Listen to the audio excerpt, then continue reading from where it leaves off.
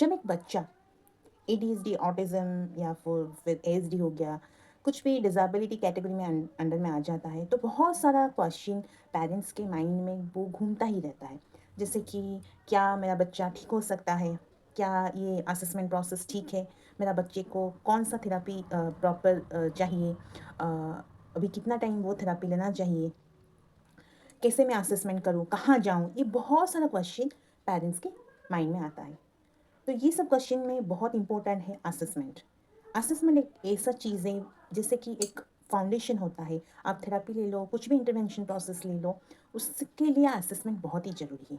आज का वीडियो में हम लोग असेसमेंट को लेकर जो क्वेश्चन आता है हमारे मन में, स्पेशली पेरेंट्स के, एक स्पेशल बच्चे के पेरेंट्स में मन में जो क्वेश्चन आता है, ये सब क्वेश्चन उसको ही रिलेट करता है। आज मैं आपसे शेयर करूँगी कुछ क्वेश्चंस एंड इसका रिलेटेड कुछ answer. Hope this video will help you to find out your answer. नमस्कार, मैं हूं मैत्री। आप सबको स्वागत है मेरे चैनल मैत्री ट्यूटोरियल में।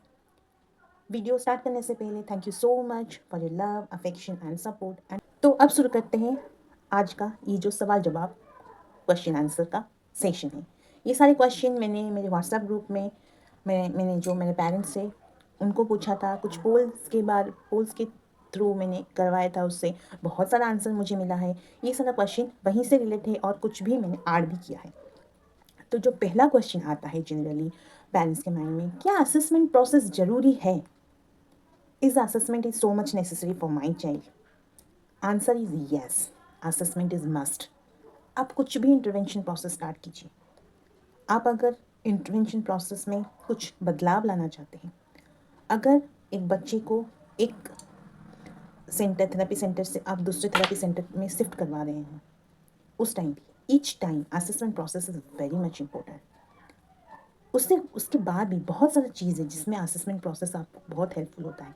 जैसे कि आपका आईपी प्रोग्राम हो गया, एक्यूरेट डायग्नोसिस हो गया, आपका कौन सा थेरेपी बच्चे को चाहिए एग्जैक्टली, ये सब चीज़ असेसमेंट आपको हेल्प करेगा आइडेंटिफाई करने के लिए। इम्पोर्टेंट क्वेश्चन हमारे दिमाग में बार बार आता है, वो है कि how much time a child should be assessed in a year. एक साल में मेरे बच्चे को मैं कितने बार असेसमेंट करवाऊँ? अगर मेरा कुछ मतलब मुझे सेंटर में कुछ दिक्कत हुआ, मैंने सेंटर चेंज किया, अभी भी उसका असेसमेंट हुआ है, तो फिर क्या मैं उसमें भी असेसमेंट करवाऊँ? ये तो टाइम कंज्यूमिंग है, कॉस्ट कंज्यूमिंग है, तो मैं क्या करूँ इस सब में? देखिए, ऐसे हालात में आप लोग जो प्रीवियस असेसमेंट रिपोर्ट है उसको एक रेफरल के थ्रू ले सकते हैं। लेकिन लेकिन अगर हम बात करें कि एक साल में एक बच्चे का कितने बार असेसमेंट होना चाहिए, तो मैं एज ए थेरेपिस्ट मैं प्रेफर करती हूँ कि 3 महीने में एक बच्चे का जो हम लोग जो टारगेट रखते हैं, जनरली मैं तो 3 महीने का टारगेट पकड़ के ही चलती हूँ। मोस्ट ऑफ द केसेस हमारा जो आरसीआई का गाइडलाइन है वो भी कहता है कि 3 महीने का टारगेट ही रखना चाहिए। ज़्यादा लंबा टारगेट रखेंगे तो वो अचीव करने में ज़्यादा दिक्कत होगा। इसीलिए 3 महीने का या 1 महीने का भी जो टारगेट होता है, वो टारगेट ख़त्म होने के बाद तुरंत बाद एक असेसमेंट प्रोसेस होना ही चाहिए कि वो टारगेट कितना अचीव हुआ, बच्चा कितना लर्न किया है। अगर नहीं लर्न कर पाया कि क्या प्रॉब्लम है, प्रोसेस में कुछ प्रॉब्लम था या बच्चे का स्किल उतना डेवलप नहीं हुआ है, ये सब चीज़ के लिए आपको असेसमेंट करना पड़ेगा। फिर और एक बात है, ये तो हो गया आपका, मैं इसको बोलती हूँ जो रीअसेसमेंट होता है। रीअसेसमेंट आप बच्चे का जो होता है एंड के बाद, एक 3 महीने का या फिर 1 महीने का जो आपका जो प्लान है, उसका एंड के बाद एक असेसमेंट होना चाहिए।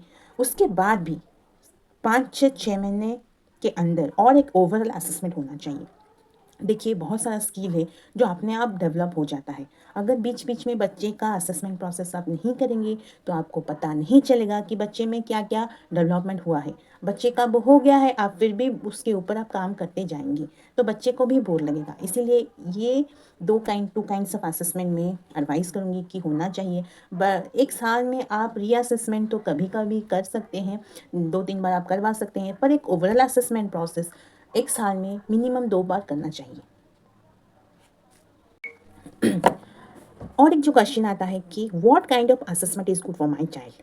ओके, कौन सा असेसमेंट मैं करूँ मेरे बच्चे के लिए अच्छा है? आप अगर डिफरेंट डिफरेंट सेंटर में जाएंगे, डिफरेंट डिफरेंट थेरापिस्ट का डिफरेंट डिफरेंट आपको जो असेसमेंट का स्केल होगा वो बताएंगे कि ये असेसमेंट है, ये असेसमेंट है, फंक्शनल असेसमेंट करो, कॉग्निटिव असेसमेंट करो, या फिर आपका जो आईक्यू लेवल वो चेक करो, या फिर एरिया बेस्ड असेसमेंट करो, इस बहुत सारा आपको देखने को सुनने को मिलेगा। तो as a therapist, as a mother, मैं हमेशा प्रीफर करती हूँ कि area wise assessment is the best. Because मैं हमेशा एक बच्चे का जो एरिया होता है ना, उसको अगर हम लोग डिवाइड कर देंगे ना, तो हम लोग क्या ना, एक कॉन्क्रीट पिक्चर, कौन सा एरिया में वो मास्टर है, कौन सा एरिया उसको लैक कर रहा है वो, तो ये सब चीज़ हमको पता चल सकता है। तो for me as a therapist, as a mother, area wise assessment is very good. आपका कॉग्निटिव फंक्शन में उसमें आ जाएगा, उसका ग्रॉस मोटर, फाइन मोटर, आप ईच एरिया को अगर डिवाइड कर देंगे तो आपका असेसमेंट प्रोसेस जो है वो थोड़ा लेंदी होगा, ये मानता हूँ।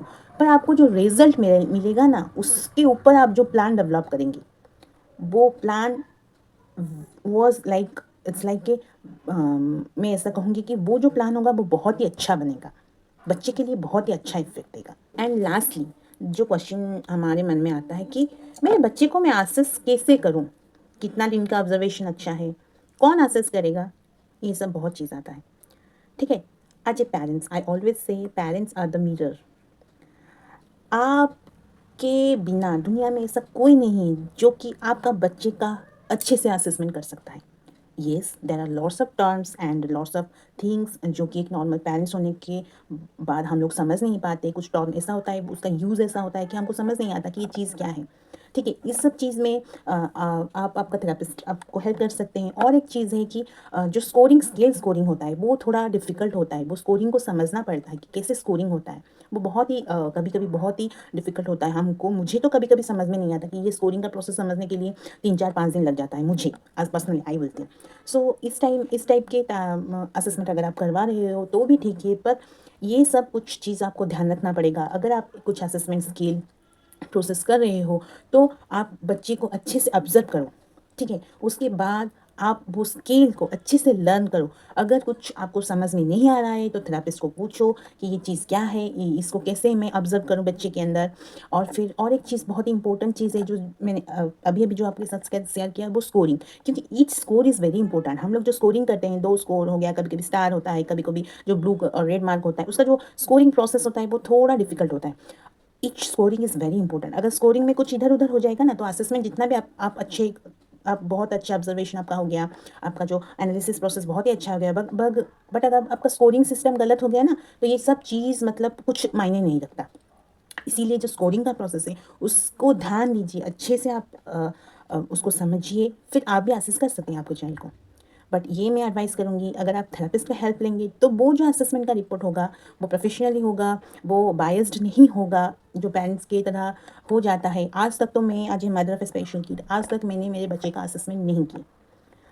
पर मैं अभी भी वही बात बोलूँगी कि आपके बगैर, मतलब आप अपने बच्चे को जितने जानते हो कोई भी नहीं जानता। पर अगर आपको असेसमेंट में कुछ प्रोफेशनल टच चाहिए, अगर आपको लगता है कि हाँ मेरे असेसमेंट प्रोसेस थोड़ा बायस्ड हो रहा है, वो जो फीलिंग मदर पेरेंटल फीलिंग आ रहा है, तो आप प्रोसेस में आपका प्रोफेशनल का हेल्प लेना ही चाहिए।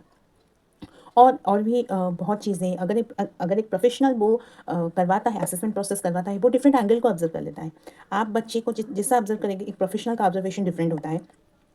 As a parents, you should know how to assess your child, that is my main point. ऐसा नहीं है कि आजकल का असेसमेंट कॉस्ट भी थोड़ा हाई हो गया, इसीलिए मैं हमेशा बोलती हूँ कि पेरेंट्स के नॉलेज में होना चाहिए कि मेरा बच्चे को क्या नीड है, क्या नीड नहीं है। अगर प्रोफेशनल असेसमेंट एक बार हो गया, आप घर में और एक बार असेसमेंट करवा लोगे तो वो आपको कंपैरिजन में और बहुत अच्छा रिजल्ट मिल जाएगा। ठीक है, तो ये सब छोटा छोटा चीज़ है जो हम लोगों को ध्यान देना चाहिए। और फिर और एक भी चीज़ है, जैसे कि मैं मेरे बच्चे को असेस कर रही हूँ, ठीक है, मैंने सोचा कि मैंने बच्चे को असेस करना है, मैंने एक स्किल चूज़ किया, तो मुझे क्या करना है उसके बाद मैं आपके साथ कुछ शेयर कर रही हूँ। जैसे कि देखिए, आपका एक हो गया ऑब्जर्वेशन, वो कंट्रोल ऑब्जर्वेशन नहीं होना चाहिए। मैं हमेशा नेचुरल ऑब्जर्वेशन में फोकस करती हूँ। बच्चे को छोड़ दीजिए खेलने के लिए, एक कर्नल में वो खेल रहा है, घर में घूम रहा है, आप उस टाइम में डाटा कलेक्शन कीजिए। ठीक है, दूसरा जो चीज़ है वो है केस स्टडी। आपका जो प्रीवियस इन्फॉर्मेशन है बच्चे का, मेडिकल हिस्ट्री है, वो सब भी बहुत हेल्पफुल होता है। जो थर्ड चीज़ है वो है आपका जो रिव्यू होता है। ये नहीं है कि एज ए पेरेंट्स आपका, आप अगर असेसमेंट कर रहा है, आप रिव्यू ले सकते हैं, प्रोफेशनल का रिव्यू ले सकते हैं, स्कूल का टीचर का रिव्यू ले सकते हैं, फादर का रिव्यू ले सकते हैं, अगर फादर करवा रहा है तो मदर का रिव्यू ले सकते हैं, या ग्रैंड फादर सिबलिंग्स अगर घर में कोई है, या फिर चाचा चाची जो भी रिलेटिव्स हैं उनसे भी आप डाटा कलेक्ट कर सकते हैं। ये सब चीज़ आपको हेल्पफुल करेगा, एक बहुत बड़ा डाटा आपको मिल जाएगा बच्चे के बारे में। आई होप कि मैंने ये जो क्वेश्चन है उसका आंसर अच्छे से देने के लिए मैंने तो कोशिश किया है। अभी आप बता सकते हैं कि आपको ये आंसर कितना सेटिस्फाई लगा। कमेंट सेक्शन में कमेंट करना मत भूलिए।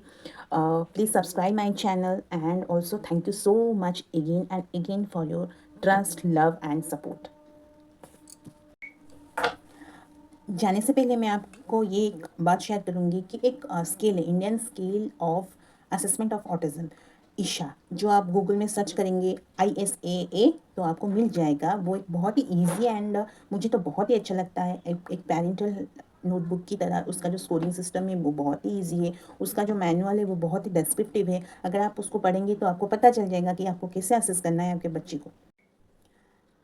बहुत ही जल्द मैं आऊँगी और एक नई वीडियो के साथ। टिल देन बाय बाय, जय जगन्नाथ।